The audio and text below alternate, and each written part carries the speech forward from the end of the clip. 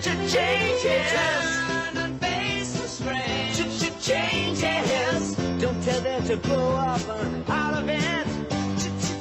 Changes. The former CEO of Chicago Tribune. Give it up for Tony Hunter. Good morning. Better, thank you.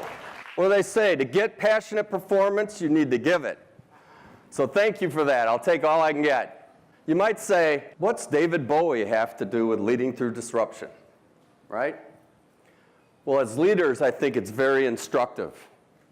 Here's a musician that recognized he couldn't change time, but he could change himself. And over 4 decades, reinvented himself to remain relevant and popular in an ever-changing music industry. And those companies and industries that you saw flash through, you heard a lot from Malcolm and Jeremy on those. And you might say, were they ill-prepared? Maybe. Surprised? Unlikely. Did they underestimate the disruption that was about to occur? I believe so. I know this doesn't happen in your company, but can you imagine the conference rooms in those industries and companies, what was happening, right? Who in their right mind would pay a complete stranger to drive them somewhere? Personal banking online? Yeah, right. Buying clothes and groceries without going to the store? Never. And near and dear to my heart, consumers of news and information going to anyone other than a legitimate, credible news organization? What are you smoking? Right? So these companies obviously knew it was coming. Wasn't surprised, but they weren't ready. They weren't organizationally ready. They weren't ready to anticipate, embrace the challenge, and aggressively take actions. That's the moral of these stories, right? And you might say, well, what's a former publisher of the Chicago Tribune and CEO of Tribune Publishing going to teach us about leading through disruption? Why am I here? So for over 30 years, I've led teams through change. That's been my entire career, leading change. And importantly, I led the Chicago Tribune and Tribune Publishing during a time of unprecedented disruption and change. Very proud of that. I also have the luxury and accuracy of hindsight, right? Know all the lessons I learned, mistakes I made, strategies that worked. And that's really why I'm here today. I'd like to share those to you as leaders, and share those from a company perspective on how you can thrive and lead through disruption. So let's go on the way back for a minute. Hard to believe it's a decade. My phone rings, and I'm offered the top job at the Chicago Tribune, my hometown newspaper, in September, right? What happened after that? Right?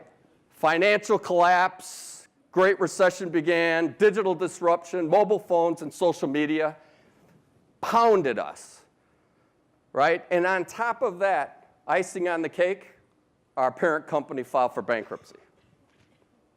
So as a first-time CEO, great timing, right? And so I quickly dusted off, and I said, well, what's that mean to our business model? And as you might suspect, the digital disruption really dislocated our model. We had an antiquated cost structure. We couldn't afford what we did before, all of a sudden. The marketplace fragmentation cost tens of millions of dollars to start to leave our organization almost immediately. And as you all know, new revenues never come fast enough, right? In fact, that's what kills a lot of innovation is, well, where's the result? And we don't give it enough time. So all those factors really put a lot of pressure on us. So I got out from under the desk in the fetal position, right? Right? Because we're all human, right? It's like, wow. But everybody expects then, what's the plan? How are you going to transform? And that's what we went after next, is how to transform our business model so we could survive. Looking back, in hindsight, I believe we did 6 things really well in capitalizing on this opportunity to transform. These 6 things, not separately, but when taken together, were the basis for us reinventing our company and transforming our business model.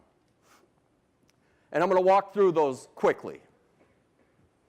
First and foremost, I knew the people that built the culture in the company that we had were not necessarily the right people to change it.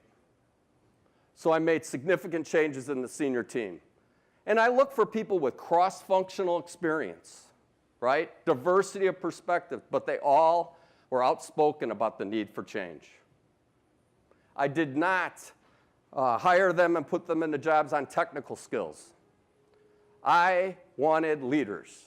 We were in the fight for our life, and I needed leaders that could rally all the employees in this transformation plan, because we knew everyone would have to do their best work for us to survive. What I want to introduce is something that combines a culture that embraces change and exceptional, I mean exceptional execution. Something I call org-agility, right? Rolls right off your tongue, sure. And org-agility is taking the ability to take new ideas, implement them rapidly, and to pivot. Building an organization that can do that and combine those 2 things, I find that's what we've done in our transformation project. You know, simply put, it's an organization that has a shared mission and vision. It has leaders that can get the best out of their people. It's culture that's action-oriented with speed. And it's alignment and accountability. I mean, this all sounds like it was going smoothly, but it goes smoothly because we measured performance rigorously to make sure people were on board and delivering. And then obvious, competitive, and innovative, as you've heard. In closing, I would just say, you know, why should you embrace this concept? Because, as we know, you can be the disruptor or the disrupted, right? You choose. You can build an organization that can not only survive disruption, but actually thrive in disruption. Staying relevant, reinventing yourself based on what's happening around you will position you for a long-term success as well. Here's to thriving in disruption. Thank you very much.